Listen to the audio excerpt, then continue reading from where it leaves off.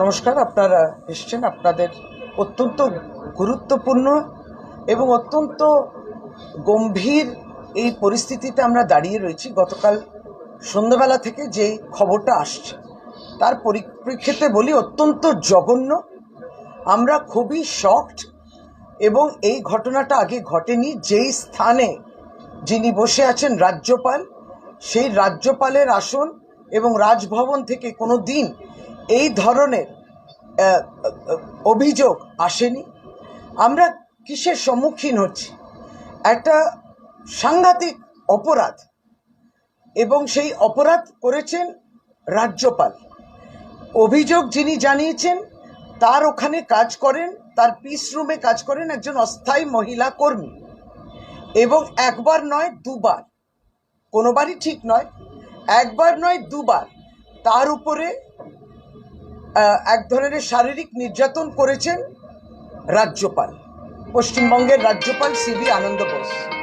এবং আমরা এটা বলি যে যেই ঘটনাটা গতকাল সন্ধ্যেবেলা থেকে আপনি দেখছেন, আপনাদের মাধ্যমে আমরা যে মহিলা, আক্রান্ত মহিলা, তার কান্নাকাটি, তিনি গরিব এবং তিনি তার একটা অস্থায়ী চাকরির সেটা চেয়েছিলেন, যেটা যদি স্থায়ীকরণ হয় তার বিনিময়ে রাজ্যপাল এগিয়ে গেছেন এবং শারীরিক কিছু ফেভার্স চাওয়া এবং সেক্সুয়াল ফেভার্স চাওয়া, এইটা আমরা সত্যি এই জঘন্য বিষয় যেটা ঘটেছে স্তম্ভিত। এক কথায় আমরা স্তম্ভিত, গতকাল থেকে আমরা স্তম্ভিত, এটা এক।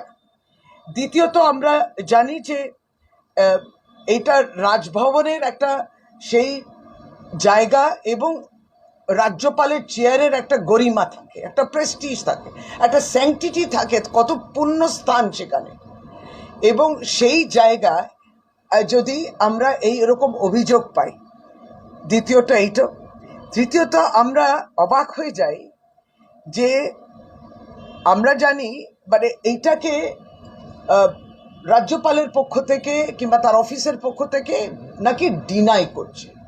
প্রথমত আমরা বলি, আপনি মানে রাজ্যপাল মহাশয়, আপনি তো গেছিলেন সন্দেশখালী, আপনি সন্দেশখালী গিয়ে নারীর শক্তি, নারীর সম্মান, নারীকে অপমান করা যায় না, অনেক কথা বললেন, তাদের অভিযোগ শুনলেন।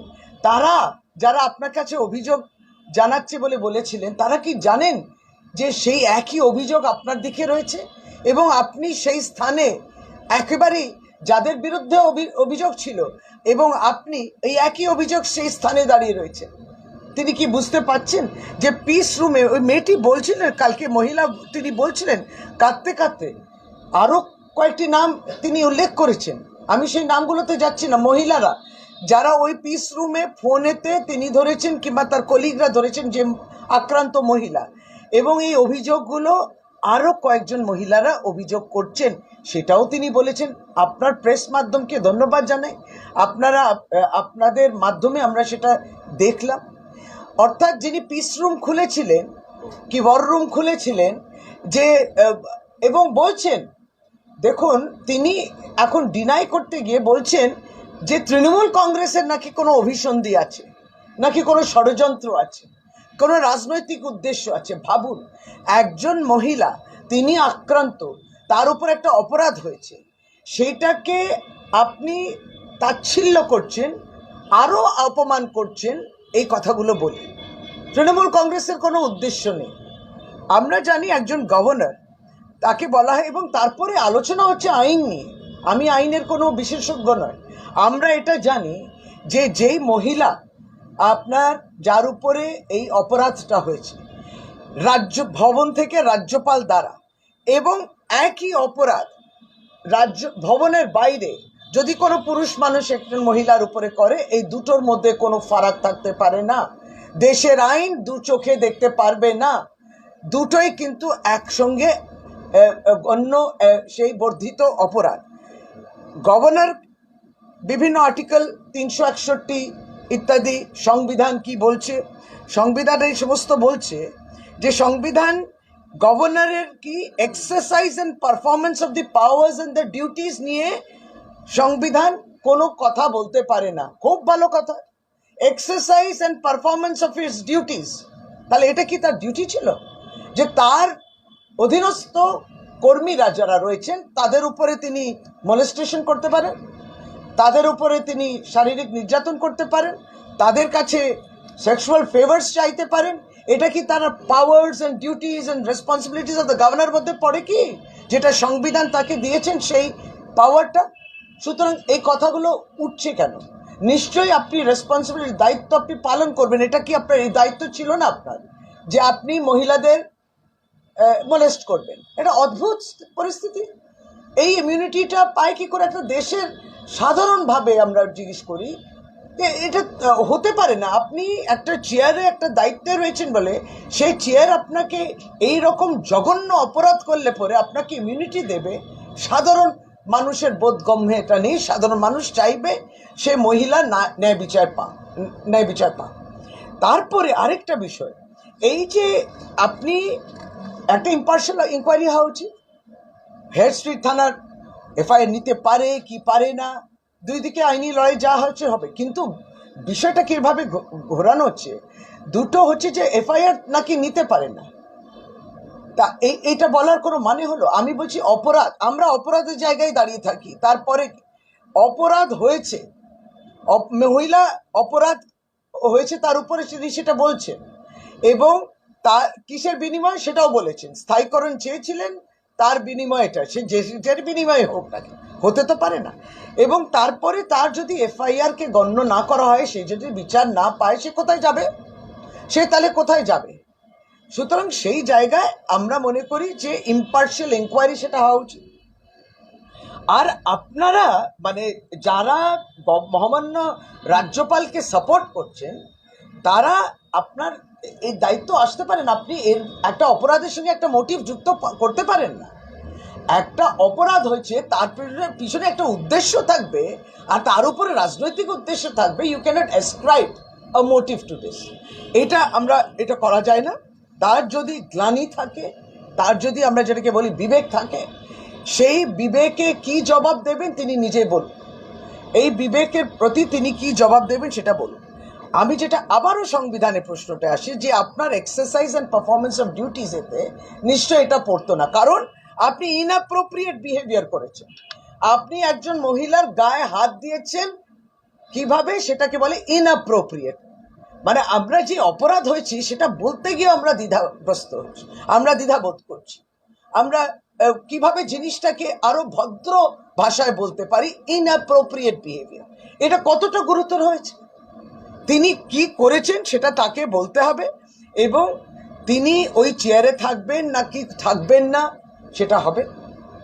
আমাদের আরেকটা অবাক হয়ে যায় যে ঔদ্ধত্য কিংবা অহংকার কিংবা এই যে ডিনাইল মোডে যেতে গিয়ে কোথায় গিয়ে দাঁড়াচ্ছে বিষয়টা, যে তিনি আবার বলছেন আমাদের রাজ্যের অর্থমন্ত্রী কে বলছেন তিনি আর যেন রাজভবনে না আসেন, আর কোনো রাজভবনে তিনি যাবেন না, তিনি বহিষ্কার করছেন। আর আমরা বহিষ্কার করছি কিনা আপনাকে যেটা জিজ্ঞেস করবেন, আমরা আপনাদের কাছে যেতে চাইবো কিনা, যে রাজভবনে এরকম একটা জঘন্য ঘটনা আপনি ঘটিয়েছেন, সেখানে আমরা যাবো কিনা সেটাই তো একটা প্রশ্ন। লিভ দ্যাট টু আস, যে আমরা যাবো কিনা। আপনি বহিষ্কার করছেন, কার যাওয়া কার না যাওয়া। অবাক হয়ে যাই। আমরা প্রতিবাদ করছি এবং প্রতিবাদীদেরও দমন করা হচ্ছে, প্রতিবাদীকেও দমন করা হচ্ছে। এই কতটাই জঘন্য আর কতটাই গুরুতর। প্রধানমন্ত্রী গতকাল রাত্রে এসেছেন, আর গতকালকেও বলেছি যে প্রধানমন্ত্রী তার বক্তব্যে উল্লেখ করুক, তিনি নীরব থাকলে কিন্তু সেটা আমরা মনে করব মণিপুরের ঘটনার মতো এটাতেও সমর্থন। আমরা মনে করব যে প্রজ্জ্বল রেভান্না যেটা করেছে কর্ণাটকাতে, যেখানে কিন্তু এলআইকে বিজেপি কিন্তু বিজেপিরই বন্ধু, সেই রাজনৈতিক দল যেখানে প্রজ্জ্বল রেভান্না ছিলেন সাংসদ, যার হয়ে প্রধানমন্ত্রী, দেশের প্রধানমন্ত্রী মোদিজি প্রচারও করেছেন। আবারও তার বন্ধু দল জেডিএস এর এই একে ক্যান্ডিডেট করা হয়েছে, অথচ বিজেপি 1 বছর ধরে এটা জানত। অবাক হয়ে যায় যে এখন দেশের স্বরাষ্ট্রমন্ত্রী কিংবা স্বরাষ্ট্র মন্ত্রক বলছে এটা আমাদের দায়িত্ব নয়, এটা কর্ণাটকা পুলিশ দেখা উচিত। আর যখন পশ্চিমবাংলার সন্দেশখালী বিষয় নিয়ে পশ্চিমবাংলা পুলিশ দেখছিল, তখন বলছিলেন না পশ্চিমবাংলা পুলিশ এটা দেখতে পারে না, তখন সিবিআই হবে। এই দুটো কতটা আলাদা, আমরা কত উদাহরণ দেব। কিন্তু সেই প্রজ্জ্বল রেভান্না শুধু কর্ণাটক থেকে পালায়নি, ও দেশ থেকে পালিয়ে গেল। দেশ থেকে পালানো মানে স্বরাষ্ট্রমন্ত্রকে তো অনুমতি থাকতে হবে, একটা পালিয়ে যাবে একজন। সুতরাং পালাতে দেয়া হলো কেন? এই এতগুলো দোষের অপরাধী আজকের রাজ্যপাল, বঙ্গের রাজ্যপাল, উত্তর দিতে হবে এবং ভারতীয় জনতা পার্টিকে উত্তর দিতে হবে। কি ব্যস্ত বিজেপির এমপি যিনি, যাকে আবার এমপিসি যদি না দেয়া হয়, যার বিরুদ্ধেও এরকম সেক্সুয়াল অ্যালিগেশনস রয়েছে, ব্রিজভূষণ শরণ সিং, তো তাকে না দেয় বকলমে তার ছেলেকে দেওয়া হলো। প্রক্সি এমপি দেখলাম, প্রক্সি এমপি তৈরি করা হচ্ছে, তার হাত থেকে কিছুতে পাওয়ার যাওয়া যাবে না। ব্রিজভূষণ শরণ সিং, আপনি মলেস্ট করেছেন আমাদের দেশের সোনার মেয়েদের, রেসলার্সদের, কুস্তিগারদের আপনি মলেস্ট করেছেন, আপনাকে প্রাইজ দিচ্ছে, আপনার ছেলেকে এমপি টিকিট দিয়েছে, মনে করছে দেশের মানুষ তো বোকা, বুঝতে পারে না যে ব্রিজভূষণ শরণ সিংকে সিট না দেয়া কিন্তু তার ছেলেকে সিট দেয়া হয়েছে। আমি আর পরিবারতন্ত্র তো যাচ্ছি না, সেটা তো আবার অন্য দিক খুলে যাচ্ছে। ফলে আমরা বলি যে বিজেপি এই মলেস্টেশন আর রেপিস্ট তাদেরকে প্রশ্রয় দেয়, তাদেরকে আশ্রয় দেয়। এবং প্রধানমন্ত্রী আজকে 3টি সভা করবেন বাংলায়, রাজনৈতিক সভা, ভোটের আবেদন। আমরা জানতে চাইছি এই মহিলাও যে আক্রান্ত হয়েছে রাজভবনে রাজ্যপাল দ্বারা, তিনিও তো শক্তি স্বরূপা। আপনি একজনকে শক্তি স্বরূপা বলবেন তা তো নয়, মহিলারাই শক্তি স্বরূপা। এও শক্তি, গরিব গরিব বলে তার ইজ্জত নেই, গরিব বলে তার মান নেই। আপনি ভাবুন কি জঘন্য অপরাধ হয়েছে। তীব্র নিন্দা। আপনাদের মাধ্যমে আপনার দর্শক অবধিও আমরা এই কথাটা সর্বভারতীয় তৃণমূল কংগ্রেসের পক্ষ থেকে বললাম।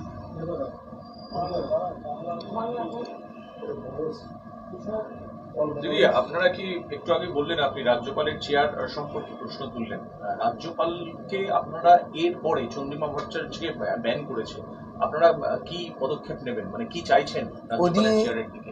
উনি আমাদের ব্যান করুক, অপরাধ কিন্তু ওই জায়গায় দাঁড়িয়ে রয়েছে, অপরাধ হয়েছে। মহিলা অপরাধ যেটা হয়েছে তার বিরুদ্ধে চিঠি দিয়েছেন সেই মহিলা অপেক্ষায় রয়েছে, আমি ন্যায্য বিচার পাবো। একটা মহিলা, তার একটা পরিবার আছে, তার আয়ের উপরে এই পরিবার নির্ভরশীল, গরিব মানুষ, এবং পাছে যদি এই কাজটা চলে যায়, এটা কি আপনি তাকে আক্রমণ করছেন? সে পারল না, তিনি এটা দ্বিতীয়বার বলছে। আরো কত কি ঘটনা হয়েছে, এবার আস্তে আস্তে সব সামনে আসবে। পুলিশ বলছে যে কমপ্লেন একটা এসছে, একজন কমপ্লেনেন্ট এসছে, কমপ্লেনটা রিসিভ হয়েছে, কিন্তু কোনো ফৌজদারি মামলা করা এখনো পর্যন্ত, আপনি যেমন বলেন আর্টিকেল 361 অনুযায়ী একটা ইমিউনিটি আছে, কাজে এফআইআর বা further process outrage of modesty complain থাকলেও করা যাচ্ছে না, কারণ ইমিউনিটির কারণে। দেখুন, 361(1), 361 ক্লজ 2, এই দুটোই সংবিধান আছে। আমি সত্যি ওর মধ্যে যাচ্ছি না। আপনি এইভাবে ভাবুন তো, ওটা তো আইনজীবীরা দেখবে, আমি তো লিগ্যাল এক্সপার্ট নই। আমরা রাজনৈতিক দল থেকে আজকে প্রতিবাদ জানিয়ে আমরা অবাক হয়ে যাই যে অপরাধ হয়েছে, তারপর তার ডিনাই হচ্ছে। কিন্তু আপনি ভাবুন, অপরাধ কিন্তু হয়েছে, মহিলার যে অপরাধ তার উপর হয়েছে, সেই কমপ্লেনটা থাকছে। এখন মহামান্য রাজ্যপাল ওই চেয়ারে থাকবেন না তিনি স্টেপ ডাউন করবেন, তার বিবেক কি বলে তিনি সেটা ওনার দিকটা। আমরা যেটা বলছি যে এই অপরাধ কিন্তু রয়ে গেল। কালকে যখন আমি চেয়ারে না থাকি, ধরুন যদি সংবিধানের এই কবচটাও যদি কেউ গ্রহণ করে, প্রথমত এটা অন্যায় হয়ে যায়, কারণ অপরাধ তো আছে। সেইখানে যদি উনি বলেন, ধরুন কাল তো চেয়ার থেকে চলে, অনন্তকাল আমি তো রাজ্যপাল থাকবো না, this crime will catch up with him. অপরাধ থেকে গেল, বিচার তো হতেই হবে, শাস্তি তো পেতেই হবে। আপনি ওইভাবে দেখুন, আমি এখন চেয়ারে আছি বলে কি আমি ইমিউনিটি দাবি করছি? কতটা কাপুরুষ হতে পারে? যাই হোক, যদি তাও দাবি করেন, একদিন আমি যখন চেয়ারের বাইরে থাকবো, তখন এই অপরাধটা আমার পিছু ছাড়বে না, শাস্তি থাকবে। ঘোষ বলছেন যে কংগ্রেস এর আগে আমাদের অনেক নেতাকে ধরেছেন, এবার রাজ্যপালকে ধরেছেন, যে ধরনের পচা অভিযোগ করে রাজনীতিতে নির্বাচনে জেতা যায় না, টিএমসির অধঃপতনের রাজনীতিতে প্রভাব। প্রথমত সত্যি একটা বিকৃত মানসিকতা, এরপরে একদিন হকি স্টিক, আজকে কি নিয়েছিলেন হাতে? একটা মগজ ধোলাই না মগজটা খারাপ হয়ে গেছে সেটা উনি চিকিৎসা করুন। একটা মহিলার উপরে অপরাধ হয়েছে আর সেটাকে আপনারা এইভাবে ছোট করছেন, তাকে আরো অপমান করছেন। দিলীপ বাবু, আপনি মহিলাদের তো চিরকালই অপমান করেছেন, তাকে নিয়ে আপনার প্রশ্ন করাই উচিত নয়। বয়কট, ব্যানিশ তাকে করা উচিত। একজন মহিলার সঙ্গে অপরাধ হয়েছে, একজন অপরাধ বলছে এবং লিখিত চিঠিতে লিখছে, একজন মহিলা সাহস করে বাইরে এসে বলা, আর পাঁচজন তো যারা আছেন তারা তো দেখতে পাচ্ছেন কে মহিলাকে, আপনি আর আমরা তো দেখতে পাচ্ছি না। সুতরাং সেইটাকে কাটিয়ে সে সামনে আসছে, হ্যাঁ, তার সমস্ত দিকটা ভাবুন ছেড়ে দিয়ে তার পরিবারের কথা, সে যেই জেলা থেকে আসুক না কেন, তারপরে যদি দিলীপ বাবু এই কথা বলে এবং তার সঙ্গে রাজনীতি জোড়ে, আমি ভাবছি সত্যি রাজনৈতিক দেউলিয়া আপনারা যদি রাজনৈতিক প্রশ্ন এর মধ্যে আনে এবং মনে করে যে তৃণমূল কংগ্রেস এতটা দৈনন্দিন আসেনি যে রাজ্যপালের বিরুদ্ধে অভিযোগ তুলে তৃণমূল কংগ্রেস কোনো ইলেকশন জেতার চেষ্টা করবে, এই সংকীর্ণতা আপকো হি মুবারক হ্যাঁ। আপনার দ্বারাই ভাবনা চিন্তা আসতে পারে, এটা আমাদের আসে না। এবং সত্যি কতটা দেউলিয়া যে মানুষের কাছে আপনার বলার আর কিছু রইল না, উপরন্তু একটা অপরাধটাকে লঘু করে আরো তাকে অপমান করছেন। একটা লাস্ট কোয়েশ্চেন, গতকাল প্রাইম মিনিস্টার এসেছেন এবং বিরোধীরা আরো একটা অভিযোগ করছেন যে প্রধানমন্ত্রী যেদিন রাজভবনে আসবেন সেদিন এই ধরনের কমপ্লেন্টের সামনে এনে একটা সেন্সেশন তৈরি করার চেষ্টা করা হচ্ছে। দেখুন, অপরাধটাই তো সেন্সেশন, একটা এই ধরনের অপরাধটাই একটা সেন্সেশন। কোথায়? কারণ সেটা রাজভবনে হয়েছে। কে করেছে? রাজ্যপাল। Is that not enough? এখন কাকতালীয় ভাবে প্রধানমন্ত্রী আসবে, একটা মহিলা, তারা একবার হয়েছে বলেছে, ডেটগুলো দিয়েছে বোধহয় 21 আর তারপর 24 তারিখ গেল মাসে, কিংবা 24 তারিখ আর খুব রিসেন্ট। তাহলে আপনি কি বলছেন? আপনারা এটা বলবেন না, আপনি বলছেন না তুমি এখন চুপ করো, প্রধানমন্ত্রী আসছে এখন বলো না, এইটা বলছেন। ভাবুন, আর মানে the victim cannot be victimized any further. আপনি যে যার উপরে অপরাধ হয়েছে তাকে আর ভিক্টিমাইজ করবেন না। যিনি অফেন্ডার, তার গ্লানি, তার বিবেক, সেটা নিয়ে প্রশ্ন করুন, প্রধানমন্ত্রীকে বলুন এটা নিয়ে কিছু বলতে। আর কটা উদাহরণ হবে দেশে, কটা উদাহরণ হবে? ভারতীয় জনতা পার্টিকে জবাব দিতে হবে। ভারতীয় জনতা পার্টি, এই জন্যে বলছি, আমরা তো বলেছি গতকালকেও যে আমরা জানি রাজ্যপালের পজিশনটা মনোনীত এবং সর্বত্র সব রাজ্যে মনোনীত পোস্ট, এবং স্বাভাবিকভাবে মনোনীত করছেন মহামান্য রাষ্ট্রপতি। এবং এটাও অলিখিত একটা প্রথা থাকে যে যেই সত্তাধারীকে দল পাওয়ার থাকে কেন্দ্রে, সে তার মানসিকতা মিলিয়ে সেই রকম রাজ্যপালকে পাঠায়। তারপর সে রাজ্যপাল কোথায় রাজধর্ম পালন করছেন কিংবা এই ধরনের ধর্ম পালন করছেন সেটা আলাদা বিষয় গিয়ে দাঁড়াচ্ছে। কিন্তু সেইখানে কি বিজেপি এই দায়িত্বটা নেবে না? নিতে হবে। আপনার প্রতিবাদও করছেন না, এটা তো অবাক লাগে। আমরা গতকালকে একটা বিজেপি বয়স্ক নেতৃত্ব, সে বলছে এই বয়সে কি তিনি এই কাজ করতে পারেন? What are we getting at? What are we saying? আমি কি কারোর আর কিছু বলার নেই আমার। আমি কি নিয়ে প্রশ্ন করছি? এই ভদ্রলোকই বলেছিলেন, আমরা বলে ভদ্রলোক বলছি, যে বঙ্গে নারীরা মহারাষ্ট্র বারেতে নাচ করে। মহারাষ্ট্রতে যে বার্স আছে সেখানে বঙ্গের মহিলারা গিয়ে ওখানে কাজ করেন আর নাচ করেন। তাদের মুখে আর কি ভাষা? ঠিক আছে।